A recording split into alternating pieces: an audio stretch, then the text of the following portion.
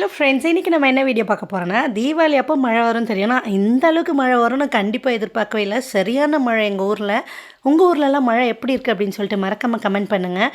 ராக்கி பார்த்தீங்கன்னா குளிக்க மாட்டான், ஆனால் மழையில் மட்டும் நல்லா நனைவான். மழை வந்ததில் அவனுக்கு ரொம்ப குஷியாயிடுச்சு. அதே மாதிரி ஸ்கூல் லீவ் இருக்கா இல்லையான்னு சொல்லிட்டு நாங்கள் நியூஸ் வந்து பார்த்துட்டே மாதிரி திருவள்ளூருக்கு ஸ்கூல் லீவ் விட்டாங்க. நம்ம வீட்டில் இன்றைக்கி என்ன சாப்பாடு செஞ்சுருக்கேன்னு பார்த்தீங்கன்னா, சுட சுட வந்து உருளைக்கிழங்கு ஃப்ரையும் சாம்பார், மிளகாய் கிள்ளி போட்ட சாம்பார், சூடாக சாதம் வந்து வடித்து வச்சுருக்கேன். இதுதான் நம்ம வீட்டில் இன்றைக்கி லஞ்சு.